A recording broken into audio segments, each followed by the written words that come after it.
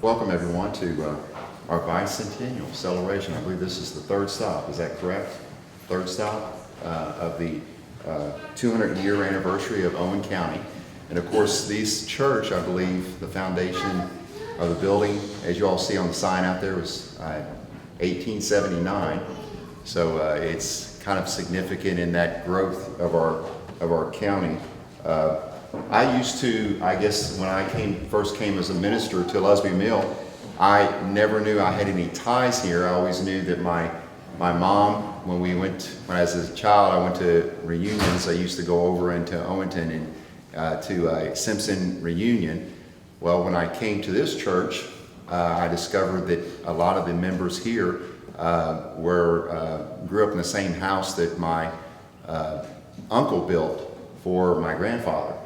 And so it's kind of funny how the world kind of comes in full circle. And then I discovered by talking to one of my older cousins, because I certainly was not aware of it, but I discovered that one of the charter members of this church through my grandmother's side was one of the ones, Daniel Rylett, was one of the ones that started the church. So I scrumming through all the oldest literature we could find to see if I could actually find the actual charter members, but we don't have that log with us. I think our latest log was 1895 on our church. So anyway, we welcome you all to this celebration. We know there's a lot of people that have ties that go way back, and I didn't realize how many I actually had. And it's funny, as you get a little older, you begin to research some of your roots, don't you? The greatest root, and we know this, hopefully those who know the Lord Jesus Christ as their Savior, is the heritage of faith that I hope everyone in here, by the sound of my voice, has experienced the love of Jesus. And that's the most important heritage that we can possibly even pass along to our children. As these buildings pass and everything else pass, the church is always alive, right? And the church is the people, is it not? And so we always need to be mindful of that as we look at some of these old structures. Like I said before, two of the structures back here that some of you all have went through and seen, my uncle built the one for my grandfather, and all of my mother's family grew up in the other one. So it's really just, like I said, when Mr. Gillum, Robert Gillum, who asked me to come here, I had no clue about any of that. So it's just pretty amazing, at least from my standpoint, for that to happen. But anyway, our next person to speak is from our Bicentennial Committee member. So who is that coming? There we go. That's me. Thank you. Thank you all. I was here a few minutes late and I kind of broke a sweat putting up the sign out there, so it hadn't stopped yet. But I appreciate the help. The wind was with the wind, it was quite a task. I'm Casey Ellis. I'm your Owen County Judge Executive, and it's my pleasure as a member of the Bicentennial Committee to be here to welcome everyone today on our fourth stop, and to thank Brother McCain and the congregation of the church here for allowing us to have such a celebration here, and to showcase our flame. You know, it's just one of the stops of many months here. So my job today is just to remind everyone that this is a year-long celebration. So we've got 8 more months. We'll be traveling around the county. We welcome each of you at those different locations, so please pay attention to the News Herald and to our social media platforms in order to keep up with what's going on. Please join us at those locations. And also we'll be showcasing a lot of ways to commemorate our bicentennial here. There will be a certain amount of goods for sale, commemorative goods for sale at our newly located tourism center in town, as well as some of the other businesses in town throughout the coming year. But one of the ones that I like the most is the brick paver program that we have. So if you're not aware, we have brick pavers for sale. There's 2 different sizes. They can be purchased, and they can be made to commemorate whoever you would like, yourself, any family, anyone you like. And they're going to go in the main sidewalk leading up to the courthouse, and they're going to be there 200 years from now when our ancestors are, when our folks are celebrating 200 years from now. They're going to be there, and it's going to be one of the ways, one of the longest lasting ways we'll be able to commemorate this celebration, our 200th anniversary. So I had a little, I ran across a little story here written by Miss Oreen Cobb, and it was published it was published by the Lusby's Mill Homemakers in 1948, in which she describes her childhood and growing up and looks back at 150 years prior to 1948, so now more than 200 years ago. And I'd like to take just a few minutes. I don't want to take a lot of time. I know we got some great music, and Mr. Mason's got quite a presentation to present, but I just wanted to read a portion of her story here that she wrote, because it really drives home to Lusby's Mill area. About 150 years ago, the place known as Lusby's Mill Community was a virgin forest untouched by civilization. Giant oaks, walnut, poplar, and cherry trees grew in the hills, while sycamore, willows crowded the valley down by the cool, clear waters of Eagle Creek. Many schools of fish swam the stream, while deer grazed through the woods, and there were plenty of wild turkey and small game. Eagles built their nest high above the stream of their same name and found an abundance of food in the area. The sounds in the wilderness would cause the average person to tremble with fear. There were the cries of the wild animals, hooting of the owls, the screams of the foxes, the jabber of the Indians who hunted for food, or perhaps the chant of the Indian war dance, along with the squeaking of the trees as they bent in the wind. But there must have been some pleasanter sounds of the song of the birds and the gurgling of the water over the mossy shoals. It has now been very long since the Indians, perhaps the Maines of the Shawnee, used this territory. But according to the account of the oldest residents, there was an Indian camp near Breck and 2 Indian burial grounds, one located on the R.N. Green farm and the other 2 miles down Eagle Creek near the Holiday farm. There is evidence that Indians roamed the entire section, as most every farmer has plowed up Flint Rock. A tomahawk was found on the Julian Stamper farm and another one on the R.N. Green farm. Bits of colorful pottery have also been picked up by local people. Simon Gertie, a renegade, along with Black Cottle, used the Indian trails along Eagle Creek when they attacked Reynolds Fort at Old Georgetown. The first white settlers were 4 families from South Carolina who took up 100-acre claims in the year of 1795. They settled near a big stream on the banks of Eagle Creek located at the back of Muscle Shoals Church. The families were Samuel Cobb, the Cliftons, the Perkinses, and the Osborns. A year later, people began to move downstream to deep waters for power to run the mills for sawing logs and grinding grains. It is said that the first mill was operated by Billy Lusby for many years. Still later, a Cobb ran the mill, and the village was called Cobb Mill. However, a John Lusby purchased it from Cobb, and since that time, the village has been called Lusby's Mill, Lusby, or just the mill. In 1869, Lusby's Mill was incorporated, and the town limits expanded from the top of the hill at Sweet Owen Road and Lusby's Mill Road to the top of the hill at Eagle Ridge Road, joined Lusby's Mill and Breck Road. The main street was 40 feet wide, with one side road that ran north until it reached the creek. So many people had difficulty in getting drinking water, they decided to dig a public well. Joel Cobb was asked to find a vein of water, which he did with the aid of a peach tree limb. The well was dug and lined by Riley Stamper and Granville Perkins. Their wages were 50 cents a day. The farmers cleared the land to grow corn, small grains, and other food products.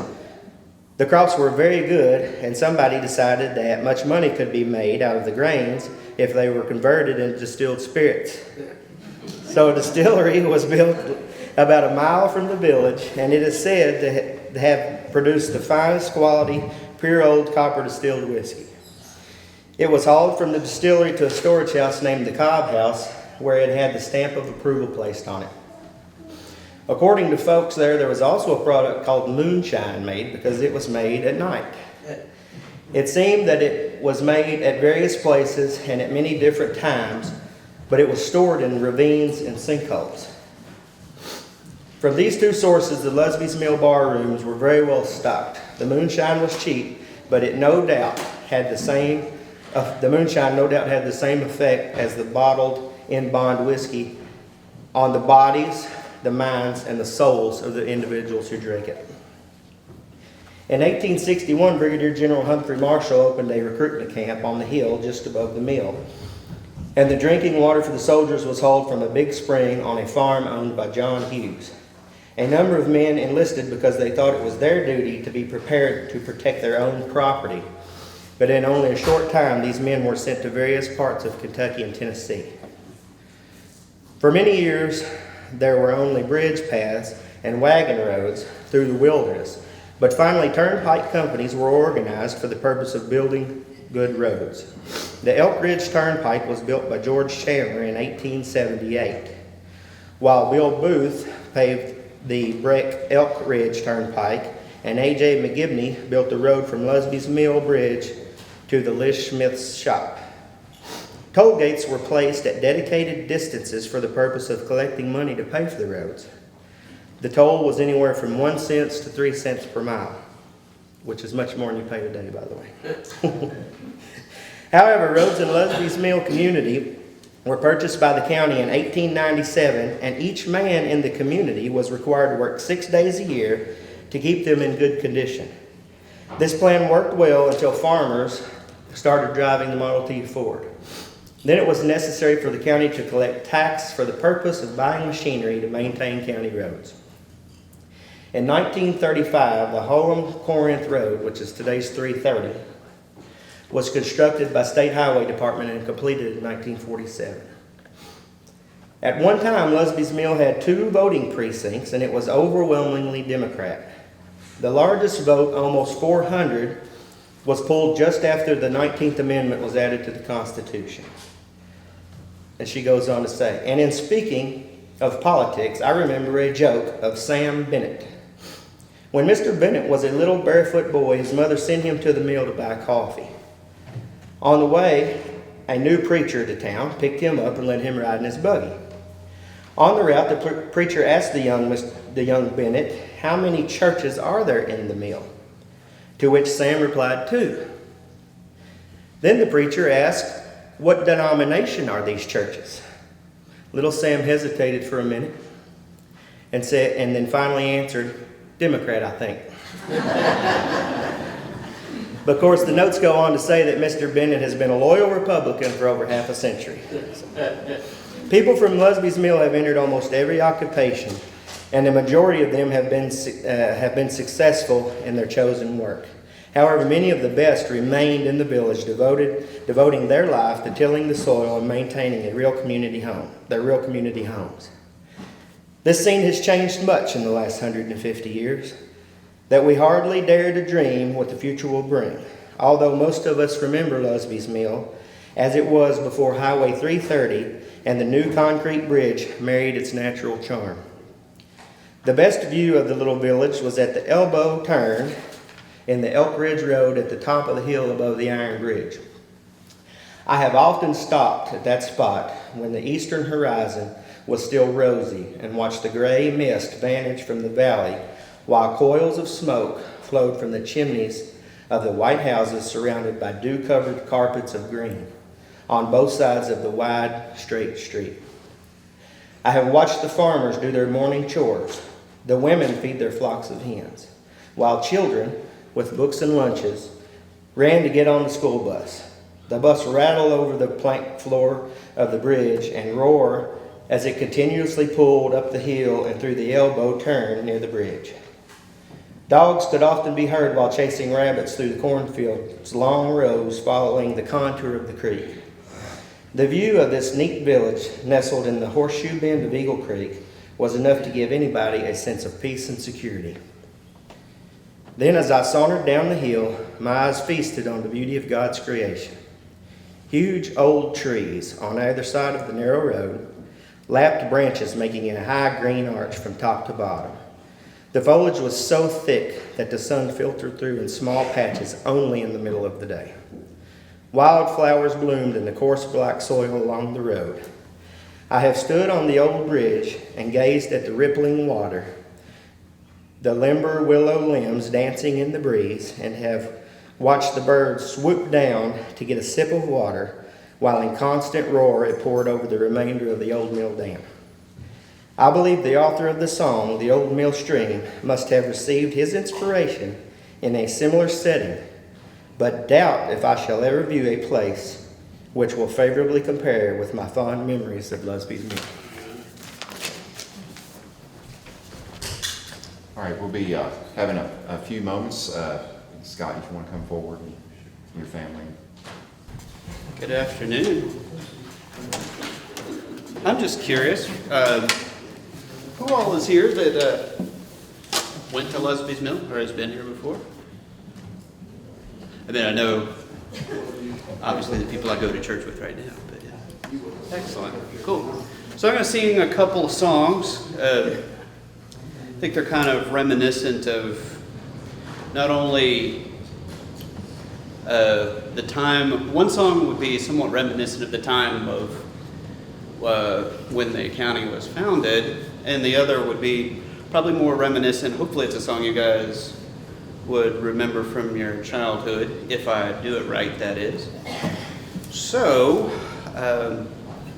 I'm going to start with the one I practiced the least and get warmed up on. I didn't know how many songs we were going to play, so I kind of threw this one together real quick, and hopefully you guys at the end will tell me if I did it right or not.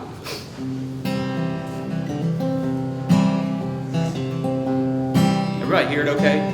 Do we need any more amplification? Many years ago, in days of childhood, I used to play till evening shadows come, then winding down that old familiar pathway, I'd hear my mother calling, "Set up, son.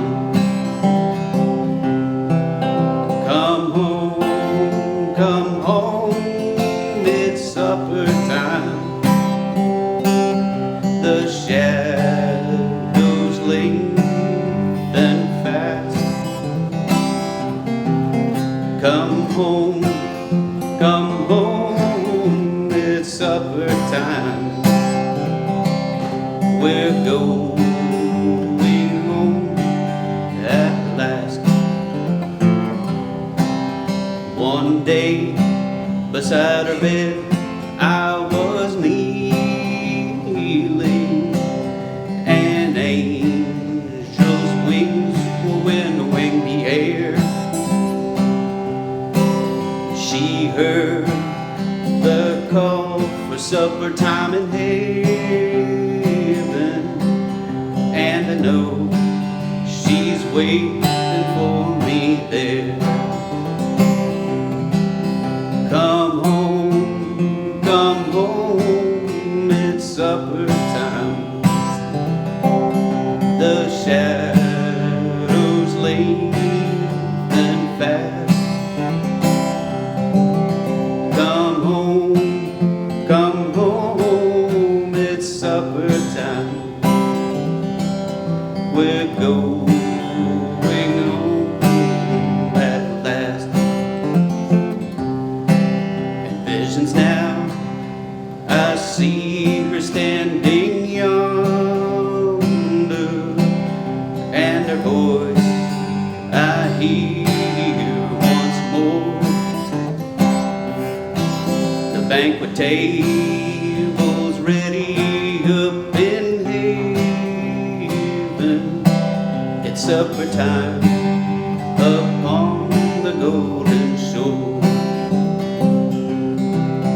Come home, it's supper time.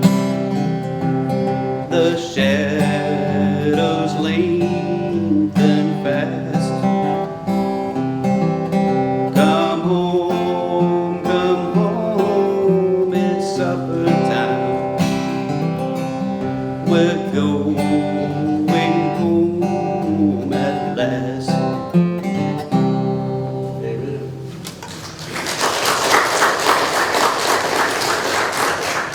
Did y'all recognize that song at all? Yep. We have played it in churches before, but yeah, that was kind of an old one. That was a really old one.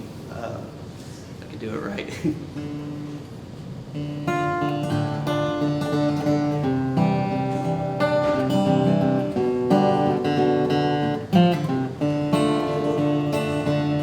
What wondrous love is this, oh my soul, oh my soul. What wondrous love is this, oh my soul.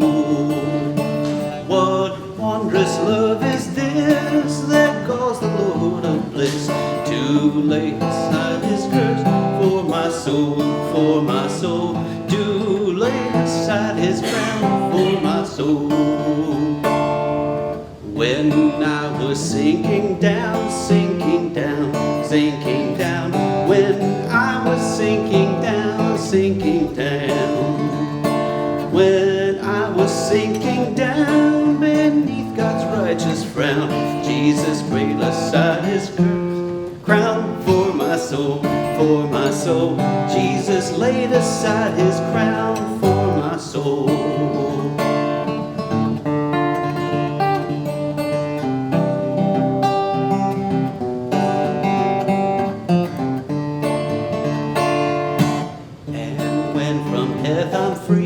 I'll sing on, I'll sing on. And when from death I'm free, I'll sing on.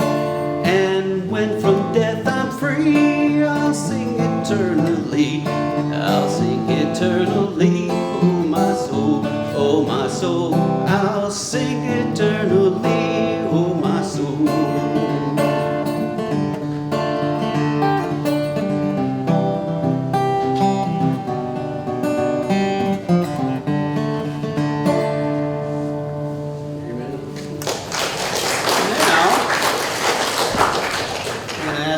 My wife and son to come up. We're going to play some more songs, this time with the addition of the postman.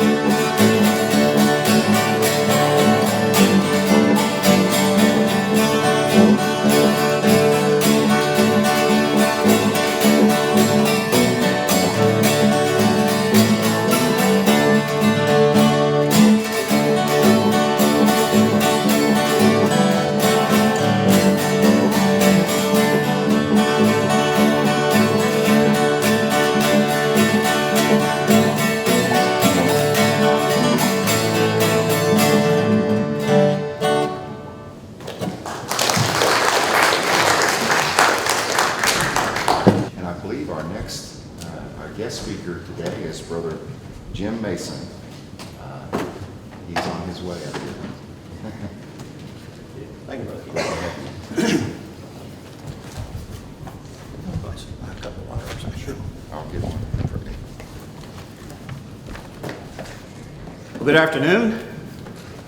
It's an honor to be here today for this special occasion.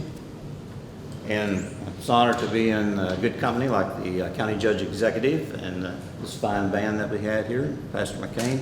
I found out a few months ago that Pastor McCain and I share some relatives, so, you know, we're probably, everybody in here is probably related some way or other to each other or to me or whatever, but it's good to be here today. And I want to especially thank the coordinator for this event, Mary Kay Roberts Duncan, for helping put all this together. Mary Kay and I talked a couple of months ago, I guess, and we were discussing the program. And I said, well, you know, what's going on? She said, well, I think you're going to speak. And I said, well, I'm not a historian and I'm not much of a speaker. So I said, who else have you got? And she said, you're it. So anyway, I'm here today. Thank you, Brother Ken. Sure.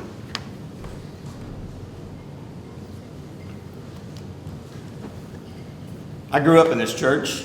My earliest recollection of being here, I think it was 1952 Christmas program. I was 6 years old. The pulpit had been moved over on the side. We were putting on a Christmas program, and Judy K. Kincaid, Linda Lou Abbott, and I were standing back here, and we sang Away in a Manger for a Christmas program. The only other thing I remember about that, when we left that evening after the program was over and we were going to our cars out here on the street, I heard Buchanan Mose, can I call you Mose? Or Hubert Glenn? And Ron, where's Ron at? Ron's back there on the back row. Their mother told my mother, said, he sings just like a girl. And, you know, as a 6-year-old boy, I took that as an insult, but I'm sure it was meant to be a compliment.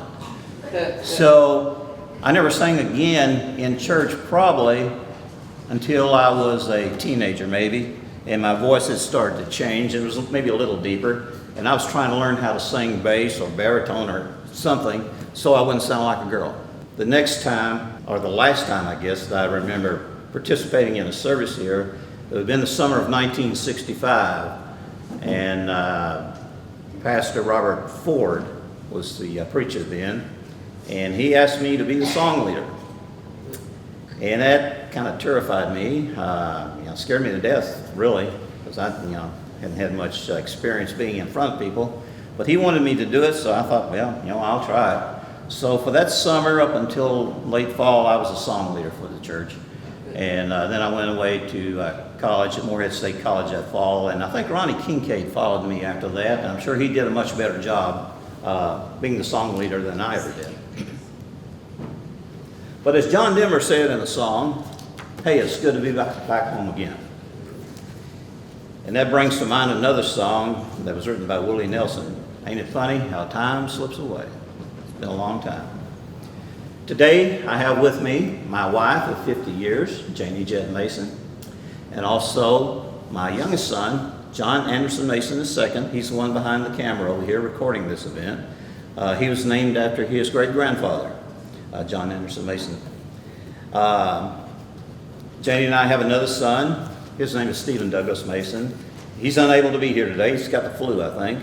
And he and our daughter-in-law, Amy Beth Roby Mason, have given us 3 beautiful grandchildren, Ruth Anna, Claire Elizabeth, and John Michael Jett Mason. My talk today is going to be more of a personal perspective of being here in Lusby Mill, growing up in Lusby Mill, but I'll throw in a little historical context. And if I duplicate anything that Judge Ellis said, that's just to reinforce in your mind so that you'll be prepared when we have the quiz at the end of this meeting. I've lived in several towns and communities during my life, from one part of the state to the other, but Lusby Mill will always be my home. This is my home right here, and this is what I've always considered home.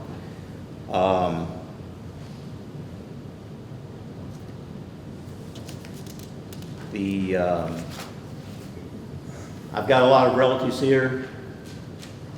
I do genealogy research. That's what I've been doing since 1975.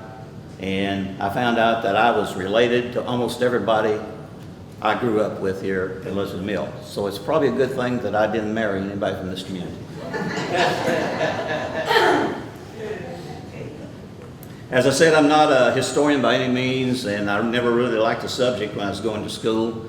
But when I started putting my family tree together, I wanted to know more about the community and how it came to be, why it is here, and its people. And so I started doing research, started reading, and there haven't been a whole lot of comprehensive histories written about Lusby Mill, but 2 of the ones that I relied on mostly were the history of Owen County, by Miriam Sidebottom Houchins, and the other one is the Echoes of Lusby Mill and Vicinity that was written by the Lusby Mill homemakers, I think in 1948.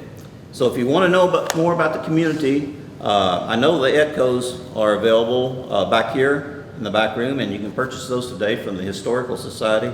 And Larry Dale, is there any, Yeah, that's some of those too. you have some of these too, so Now we have plenty to get in touch with.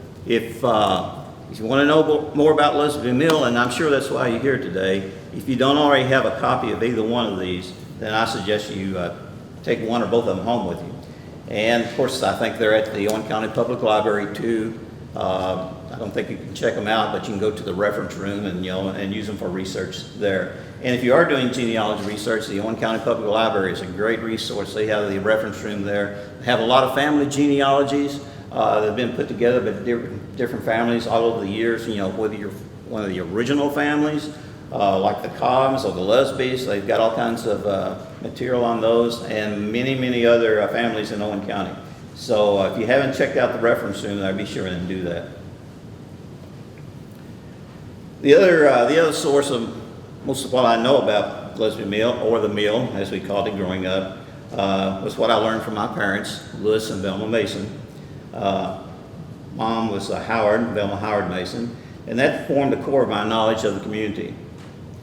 I lived my first 21 years just a mile up the road going this way toward Corinth on my mom and dad's farm. My given name is James Louis Mason, but when I lived here, my family and most everybody in the community called me Jimmy Louis, or Jimmy Lou. I had 2 or 3 names I could choose from. My middle name obviously came from my father, Louis, and my first name, James, was for my dad's father-in-law by his first marriage to Eula Blanche Sidebottom, who was the daughter of James Pendleton Sidebottom, At that time, the largest landowner in this area during the first part of the 20th century, and also a former sheriff of Owen County. He was elected to that office in 1910. Most of the land around here now is owned by the descendants of Bob and Gypsy Green that once belonged to Mr. Sidebottom. And Mr. Sidebottom, of course, was also Gypsy's father. Gypsy and Blanche were sisters. And Blanche died in 1943, and my father and mother, Velma, who was the daughter of Early and Sarah Cook Howard, they were married in 1945, and I came along about a year and a half later.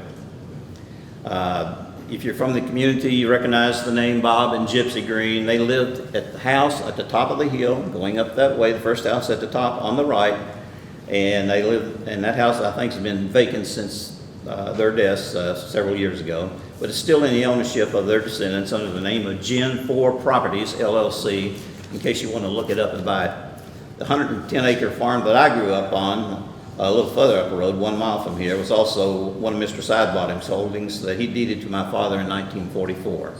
But it also is now back in the Green family, Gen 4 Properties, which altogether comprises about 1,000 acres, most of it which is in the immediate area of Lusby Mill. The author of this book, Miriam Sidebottom Houchins, the author of History of Owen County, Kentucky, she was the daughter of Manlius Thompson Sidebottom and Kate Cobb Sidebottom, and a niece of James Pendleton Sidebottom.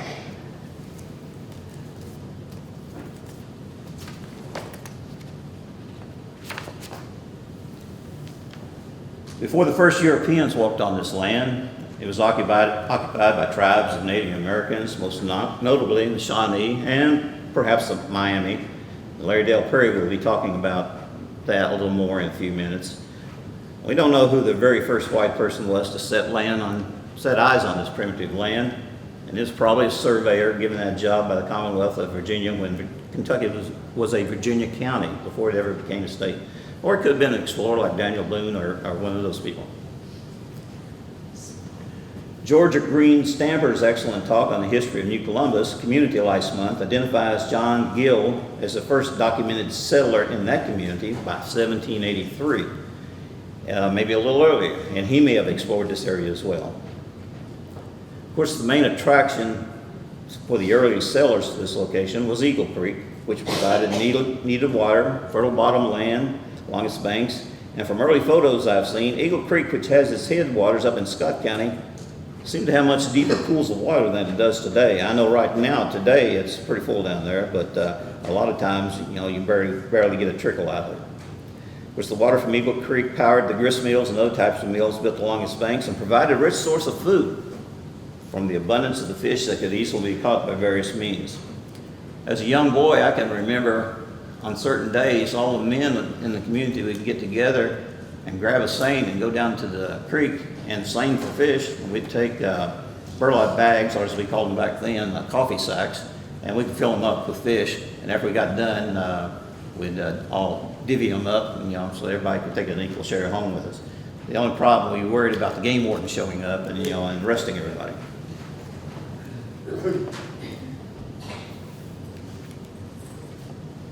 Both Miriam Sidebottom Houchins and Lusby Mill homemakers told us that the first settlers in this immediate area were 4 families from the Carolinas, and Judge Ellis mentioned that. The patriarch of that Cobb clan that settled here was Samuel Cobb, and he and his children, along with 3 other families, the Cliftons, the Perkins, and the Osborns, arrived here in 1795 and took up 100-acre claims around Eagle Creek, close to a spring, right upstream here, where the Muscle Shoals Road ends at the foot of the hill below Muscle Shoals Baptist Church. If you ever go down that road, it dead ends right there in the front yard of somebody's house. But that spring is still there. I visited it a couple years ago. It's still flowing, and I, my father, and my ancestors have all drank from it on occasion. My grandfather, John Anderson Mason, purchased that farm where that road terminates, on which the spring is located, in 1898. And my dad told me how they would keep the milk cold in jugs. They would place it in a pool of water where that spring exited the ground. It had a dugout, and they would put a jug or a can of milk in there, and the water coming out of that spring was cold enough to keep that milk from spoiling. Also, did you know how Muscle Shoals got its name? Well, that road that terminates there at the bottom of the hill behind the church used to cross that creek and go on up and came out up here on Highway 330 about 2 miles up the road from here. I know exactly where it comes out, and there's still a road bed there if you look close enough. But the Muscle Shoals got its name because mussels, which are shellfish similar to oysters, they were abundant in the shallow waters there where the road crossed the creek. And I remember picking them up as a kid, breaking them open, looking at the meat inside. I never did try to eat one, but it looked just like an oyster rather than being round like an oyster. It was kind of oblong. And there may still be some there today, but I kind of doubt it. I haven't looked for them, but if anybody has seen any lately, I'd appreciate you letting me know. In 1795, when the first 4 families arrived here, Kentucky had only granted statehood 3 years earlier in 1792. And this portion of Owen County was in Scott County at that time. Owen County was formed 24 years later on April 1st, 1819 by an act of the Kentucky legislature on February 6th of that year. And it was created from parts of Scott, Gallatin, Franklin, and Pendleton County. But this area right here was in Scott County prior to its formation. First name the village had was Cobb Station. This was before the mill was built. It was called Cobb Station, and we can imagine it probably had nothing more, maybe a trading post and perhaps a blacksmith shop at the best. A little later, and the accounts are fuzzy. It's 2 or 3 different accounts on this. It said that a man named Stafford Jones had the grist mill built, which he later sold to one of Samuel Cobb's sons, William, and the mill and the community then became known as Cobb's Mill. Another account says that William Jones, the husband of Dilla Cobb, who was a daughter of Samuel Cobb, built the mill and a dam across Eagle Creek. And we may never know the exact history of the mill, but we do know that it was located just probably 100 yards from here on the right side of the road where it ends at the creek. I don't think there's any part of the mill that you could find if you went down there and scoured the banks, but you can pretty well tell where it was just by the end of the road, right over the bank there, right close to where the bridge used to be. But sometime before 1852, and we don't know the exact date, that grist mill, which ground corn in the corn mill, was sold to John H. Lusby, and it became known as Lusby's Mill. And from that time forward, the village has retained that name. The grist mill was long gone before I was born, but the 2 millstones that was in the mill that rubbed against each other and ground that corn in the corn mill, I remember those millstones because they were in the front yard of a house owned by Gypsy Green. It was a tenant house next door to the farm that I grew up on. And those 2 millstones were out in the front yard, and somebody planted flowers in the middle of them. I don't know if they're still there, probably not. Probably somebody saw the value of them and they've been gone for a long time. But that farm, tin farm, was worked, when I was a kid, was worked by the Littrell, the Wiggs, and the Hearn families. Everybody has probably seen pictures of the covered bridge.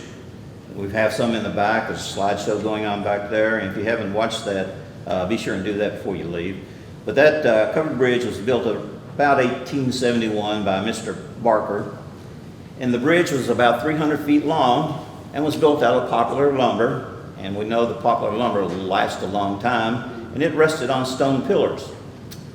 But even poplar lumber is going to burn if you light it. So the bridge burned on September 20th, 1926, and was replaced by a steel bridge a couple of years later, using the same stone abutments that the covered bridge had used. And those stone abutments are still down there. If you walk down as far as you can on the little road here before you fall into the creek, you're going to see those stone abutments on both sides of the creek there. After the mill, this village grew. Soon there were stores, shops, churches, lodges, post office, doctors, lawyers, and just about every kind of enterprise that was needed to fill the needs of the community at that time. Lusby Mill was incorporated in 1869, I think, as Judge Ellis mentioned. And it was a thriving community until the rerouting of the road that runs in front of the church here was rerouted, and Highway 330 was created and went across the new bridge, the concrete bridge over there that was built in 1939. And subsequently, the steel bridge was closed, and the commercial activity in the community began to decline. And you still see that these days, if an interstate bypasses a town or a town builds a bypass around it, the thing that's most hurt are the local merchants that have stores in the town. History tells us that the New Liberty Baptist Church, erected in 1810, was the first church in the county, and that was followed by the Mountain Island Baptist Church, Mountain Island lies on the Eagle Creek between here and New Columbus. And then the Muscle Shoals Baptist Church was an outgrowth of Mountain Island Church, and it was formed in 1817.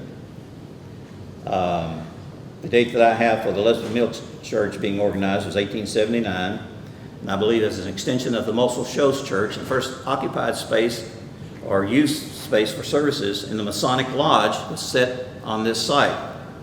Lusby Mill Baptist Church held services in the Masonic Lodge before there was ever their own church building here. Church building here was built in 1903. When he passed away in 1994 at the age of 99, my father was the longest continuous member of this church. Some of you may remember and may have attended the Methodist church that's right up here on the other side of the road, 50 yards or so away. I don't know the exact year that it ceased to exist, but I think it would probably been in the 1950s. I can remember going to that church a couple of times, although we were Baptists. When the Methodists had a revival, my family would go, and I remember attending that church there. And after the church closed because lack of attendance or lack of members, it was utilized after that for a grocery store operated by the Works brothers, Glenn and Larry, through most of the 1960s that I can remember, because it was a hangout for a lot of us boys around here. And we'd hang out there and plan what kind of mischief that we were going to get into that evening. We'd be playing tonk in there with Bob Green. Bob Green loved to play tonk. We played for little Cokes, just the little 7-ounce Cokes. And all of us boys who played against Bob probably owed him 100 Cokes or more because nobody could beat him at tonk. But I think the Works brothers sold it, I believe, to Gary and Darlene Hunter, who operated it for several years before closing it. But the building's still there and is now owned by David and Charlotte Ortinez. Do I pronounce that correctly? And I've heard that they eventually plan to open it again as a store, so let's hope that works out. But speaking of stores and general stores, in the early 20th century, Charles T. Gaines, or C.T. Gaines, had a store across the street from here, almost directly across the street, and had the living quarters above it. 1923, Mr. Gaines sold the business to Bob Green and my father, who operated it for about 3 years before selling it to Elsie Cobb. And today in the back, I have brought 2 of my father's ledgers from 1923 through 1924, showing the credit transactions at the store of those in the community who shop there. And many of you may have ancestors that appear on those pages, so you may want to look at those. Most everything was done on credit. Didn't have credit cards. Storekeeper to write the name and what you were purchasing in the book, the price of it, total it up, and whenever you had some money, if you sold some sheep or cows or tobacco, then you go in and pay your bill at the store. My particular ancestors migrated here from Stafford County, Virginia, 1812. So we've had a presence here a little over 200 years. My third great-grandparents, Bartlett and Elizabeth Sinclair Mason, with several of their children, journeyed through the Cumberland Gap, following the Wilderness Road up to Boonesboro, and then settled on the west bank of the Eagle Creek across from Mountain Island. So if you know where Mountain Island is, you know pretty well where my family settled back in 1812. And for those who know where the Hammond Schoolhouse Road is, off the Breck Road, right after you turn on the Hammond Schoolhouse Road, there's a little road that turns off to the left there. It's called Solomon's Lane. And if you follow Solomon's Lane all the way to where it ends, it's a narrow twisting road, follow it to where it ends, down at the bottom of the hill, just shy of Eagle Creek, you can see the Mason Family Cemetery, where Bartlett Mason and some of his children and their family are interred. I think there's only one marker left there, and that's for his son James Mason that has withstand the test of time, but all the other markers have gone. And also on Solomon's Lane, before you get that far down, on the left, there is a Wenscott family cemetery where I also have relatives, and some of you who are related to the Wenscotts will probably have relatives there as well. It's very hard to find. You have to know where you're going and what you're looking for. Otherwise, I don't think you'd ever find it. I had to have somebody show me. But Solomon's Lane is named for Richard Solomon Wenscott Jr. And he was head of the family who came here from North Carolina.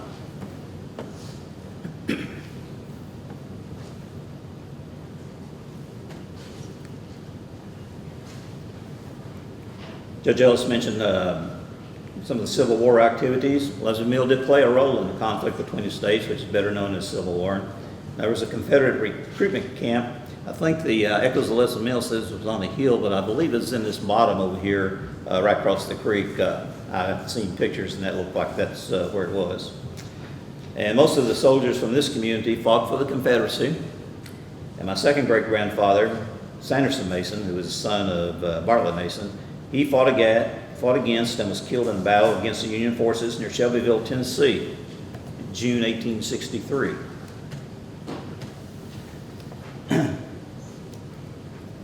Judge Casey also mentioned something about a distillery in the community.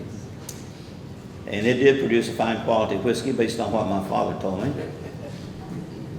And the remains of that distillery are on the farm that I grew up on, and are concealed and hidden from view by overgrowth and trees and a lot of other vegetation. The ruins or remains of it are still there. 2 years ago, my two sons, John and his brother Stephen, and I took them up there to show them where it was. And we beat our way back through the bushes and everything, back up the holler to where the distillery was located. And they had a good time exploring and climbing over the ruins and so forth, and they found a couple of pieces of metal in the ground, pulled them out. I brought one today, and it's in the back room. It's a big barrel hoop that came off one of the whiskey barrels of the whiskey that was produced there.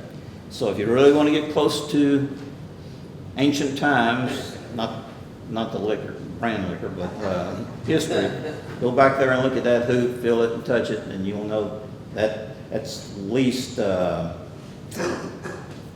probably 120, 125 years old. The distillery closed in 1897.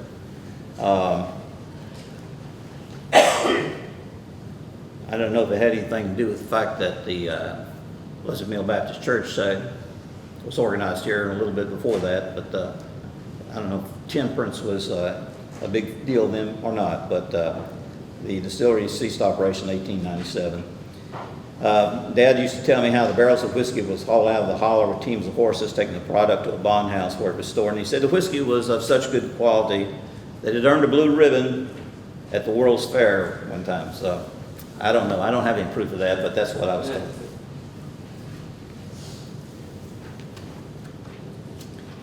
In 1867, the schoolhouse at Lusby Mill was a log structure down in the community here. I don't know exactly where that was, but that building was replaced by a nice one-room frame structure in 1925. But then that would eventually be replaced by the Lusby Central School. We'll sit on top of the brick hill up here behind us, right up there. Had a good view of the Lusby Mill from up there. And that land was donated for that purpose by Bill Smith. At the time that was built, 6 other one-room schools in the area were consolidated into Lusby Central with grades from 1 through 12. The other schools were the Fortner, the Link, the Holbrook, the Elk Ridge, the Smith, and the Hammond schools. And with the Lusby school that was already here, there were 7 schools that came together to create Lusby Central School. I went to school there. I think probably several of you did too. The 4 classrooms in the Lusby Central School with 3 or more grades in each room also had a lunchroom in the basement.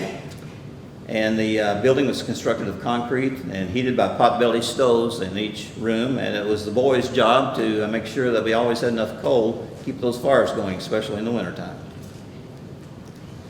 When I was in Opal Acres, 3rd and 4th grade classes, we started each day with a Pledge of Allegiance. And each student was required to recite a Bible verse. Then we would recite the Lord's Prayer. And then we sang My Country 'Tis of Thee. That's how we started each day in school when I was a kid.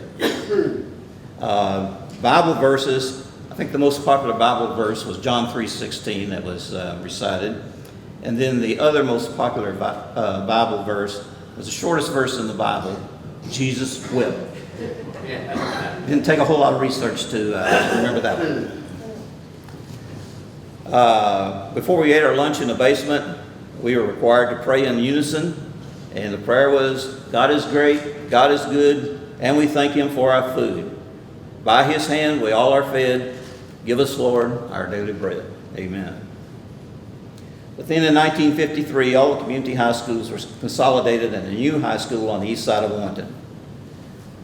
And Further County School Consolidation will eventually move the 7th and 8th grades to Owen sometime around 1955. I'm not sure on the exact year, but I know that I went to Owen Elementary for 7th grade in the fall of 1958.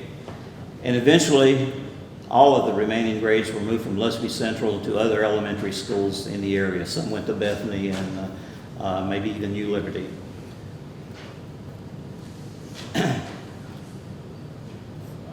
From the 1st grade at Lusby Mill Central School through graduation at Owen County High School, and for some time thereafter, my best friend was Jimmy Wash. And Jimmy's not here today. I know he's going through some health problems, and I'm sorry I didn't get to see him. But Jimmy and I were buddies, ran around together, up until the time I was married. But growing up at Lusby Mill School, Jimmy always seemed to have an extra nickel or dime in his pocket, but I didn't have anything. And when the bread truck would come, making deliveries to the school, Jimmy would buy a package of Hostess cupcakes. And these were usually the white and pink coconut-covered snowballs. And he would share one with me. He would eat one, I would eat one. So I've never forgotten his generosity, and the next time you see him and have a chance to talk to him, tell him I wanted to thank him today publicly for that.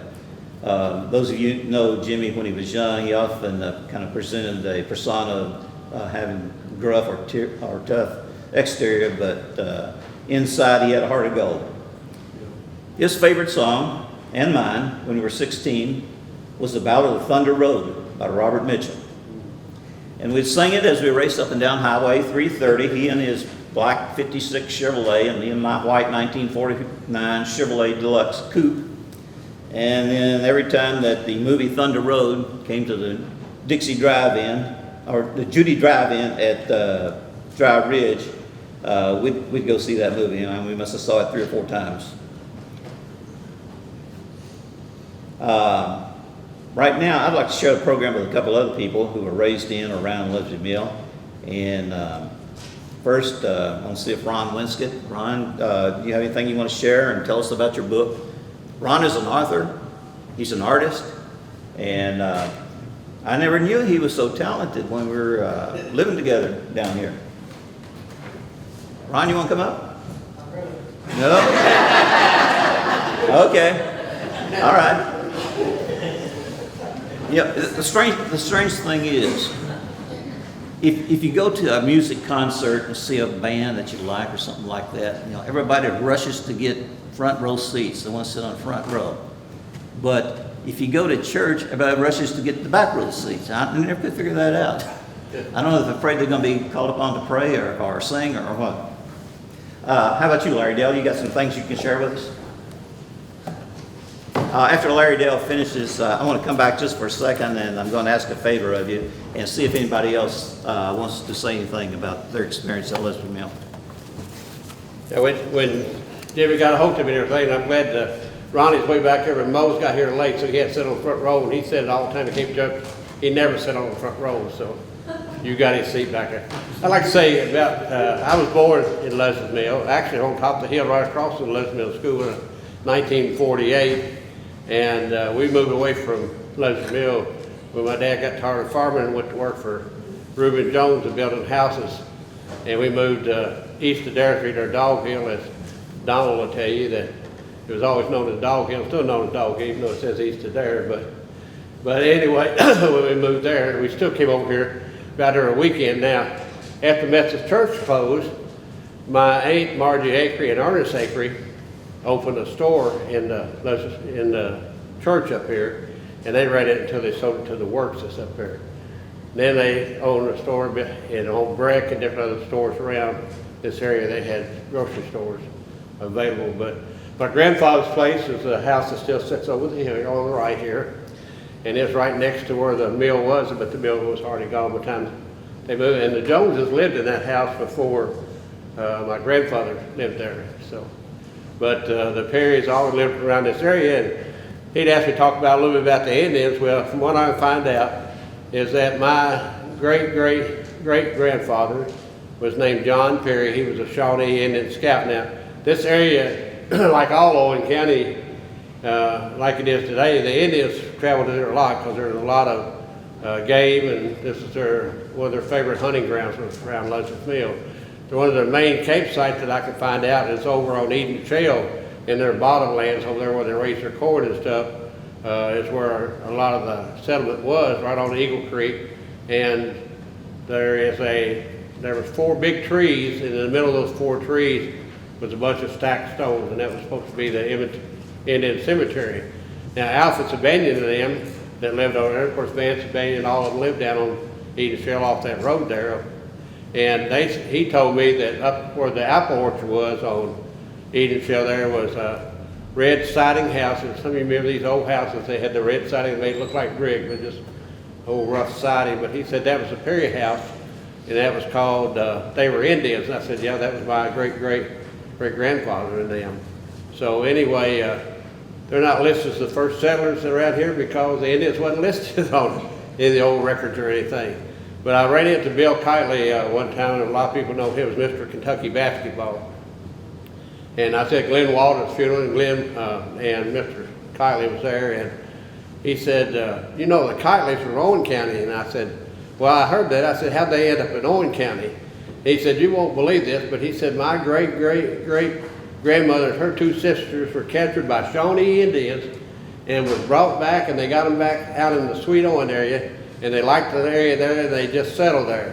And I said, uh-oh. And he said, what's the matter? And I said, well, my great-great-grandparents were Shawnee Indians, and we're probably the one that captured them and brought them back together. But I said, look at the bright side. I said, you might not have been Mr. Kentucky Basketball if it hadn't been for the Shawnee Indians. So about 2 weeks later, I was over at Kentucky Speedway. I worked over as a medic, and Bill Kitely was one of their guests there, going up and getting ready to go up to the main suite. And he looked over and saw me there, and he looked over and smiled at me and said, thank you, thank you. So anyway, I can say I helped get him here as far as Mr. Kentucky Basketball and everything. But anyway, like I said, the Perrys always around here in Lusby Mill. This morning, the big 2-story White House on the Works place that now it is, that Mary did own it, and I think Everson's owned it now, but that's where I was born at. We moved to Owenton on Dog Hill when I was 2 years old. But my sister was 10 years older than I, and they got a picture back there when she was in the 1st grade. But one day we had a bunch of goats, and this doesn't have anything to do with the Indians, but the goats got loose and got over in the basement of the school and ate all the kids' lunches. Well, of course, they called my mom up and told her that our goats had ate all their lunches. Well, Mom made her own jam and peanut butter, and she fixed sandwiches for the whole school. So anyway, after she done that, and she was leaving, of course they served it and everything else. As she leaving, this little kid come up to her and said, "Do you think your goat can eat our lunch tomorrow?" So that's the best lunch we've ever had. But anyway, I come over here. Usually on Sunday afternoons, we'd always come and visit, go visit one of the families and everything. But I fished in the creek, and 2 years ago there were still mussels down here at the bottom. You could break them open and use the inside to fish with. But anyway, they're still down here in the creek. But the Indians and everything was a pretty powerful nation back in those days, and their main encampment was there. And there was another encampment on up the road. I also heard that over around the Muscle Shoal area that there was another encampment too. But some of them were Cherokees and Shawnees, and like you said, they used there at one time. There's Indian wars, and there was a large group around Brown's Bottom between Monterey and Gratz. So all that's always interested in me, and I sent off my DNA, had my DNA checked. 2 years later, they come back unfissured, looks like European. So I don't know whatever happened to the Indian DNA, but I still got the high cheekbones, the dark complexion, and everything. But anyway, Lusby always has a special place in my heart. And my Aunt Margie Akery, I've got a necklace back. I've got some of my Indian artifacts. A lot of them came from over here across the road on these bottoms over when they plow the ground. But I've got a necklace that was made from my Aunt Margie Akery.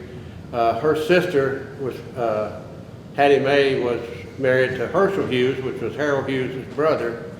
And she was killed in a car wreck at Twin Bridges on May 1st, 1978. And my Aunt Margie was so close to her, she died 10 days later of a heart attack, grieved herself to death. So Dad lost 2 sisters in 10 days. But this necklace was made for Margie when she was a little girl, and it's got MP on it. I took it to Antique Roadshow, and they said it was definitely Native American. Said it'd be worth more if it didn't have initials on it, and I said to me, I wouldn't sell it anyway because it's more to me. But when she died, I found the little box and the necklace inside and have a name on it, because she knew I was into the family history and the rest of it too. But it's on real little tiny beads and stuff. And there must have been Bob Hearn is the one that found this big ceremonial Indian piece along with some real good pieces of flint. And there was polished shell and some shark's teeth. So I know there wasn't no sharks in Lusby that I know of, but this is all covered in water one time. So they do find a lot of stone coral. Looks like saber-toothed tigers' teeth, but they're actually a type of animal that used to be when this was all covered with water. But I guess that's the main I can tell you about that. But my grandmother and my mom and my aunt is one that did the homemakers that did the Eccles and Lusby and their pictures in there, along with Martha Lee Stamper and several of the others. So we do have those copies back here to sell for the Historical Society. I was president up to 2 weeks ago, and now Christina Murphy is the president, and I'm the treasurer of it, but we still want to keep Owen County history going. So thank you for this opportunity, and Jimmy, I'll turn it back over to you. Thank you, Larry.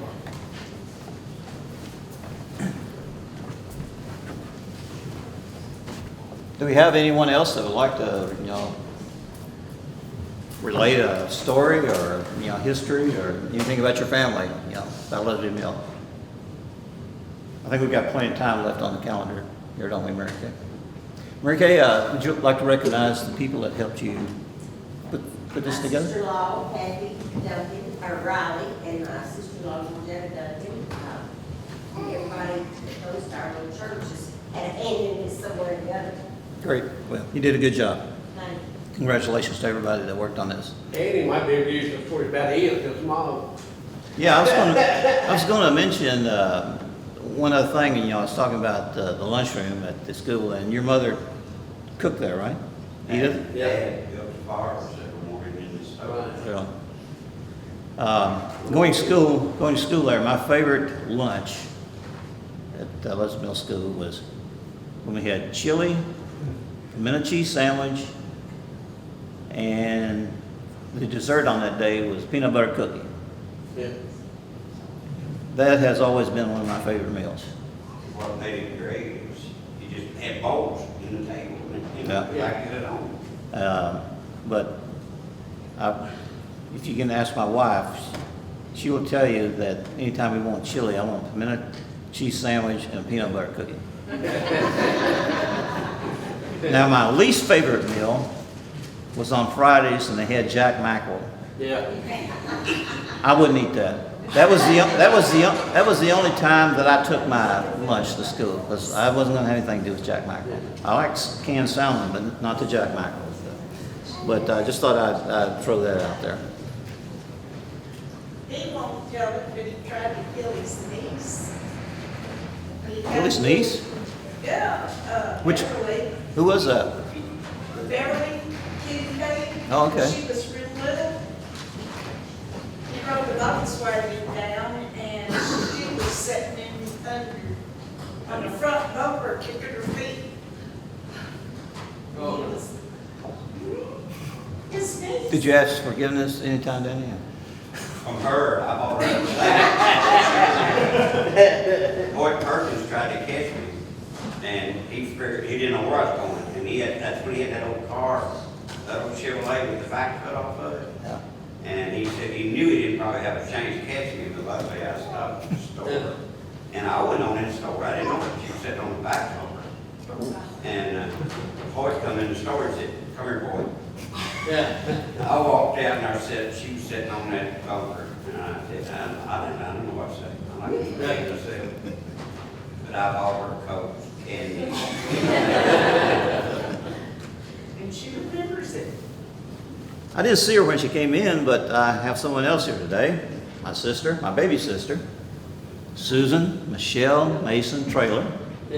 She just flew in from New Orleans this morning.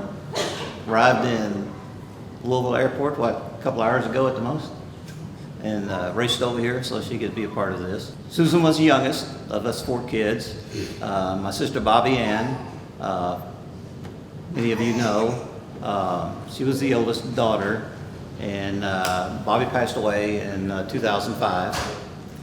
And then we have another sister, Becky Jane. She is a resident of the Owenton Manor nursing home out at Owenton. And I know some of you often stop by and say hello to her, and she really, really appreciates all the visitors.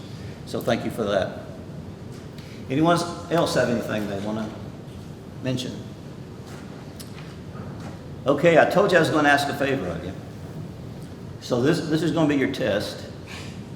And I told you that the last time I was up here was probably 1965 when I was a song leader. And this, if you will indulge me, this may be the last opportunity I have to lead singing at Lusby Mill Baptist Church. And I'm going to ask all of you to join in with me on Amazing Grace. I think most of you probably know that. In case you forgot it, it's page 330 in your hymnal. And I'm going to ask our musicians if they will give us a key and do this as a favor to me. It's the only compensation I get.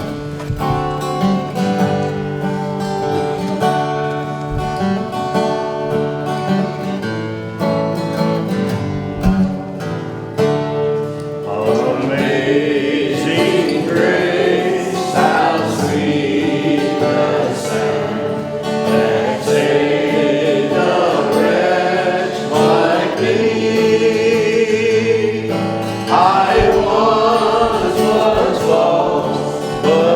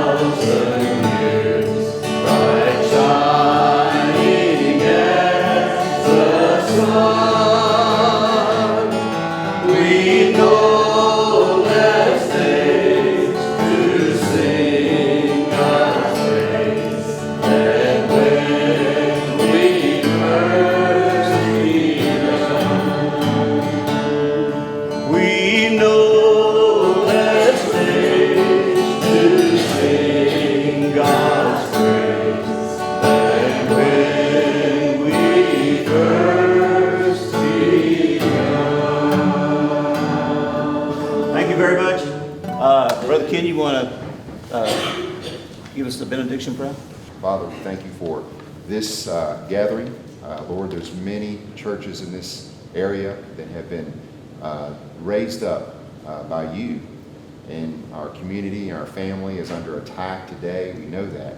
But it is through Christ and Him alone can we truly be united in one accord. And so we thank you for that. We thank you for those who have taken the time and their energies to put together these services. We thank you for Brother Jim and his memories he shared with us, and the others who have taken their time to share. We just thank you most of all for your precious Son Jesus. In His name we pray. Amen. Amen. You all may come back to the back. Thank you.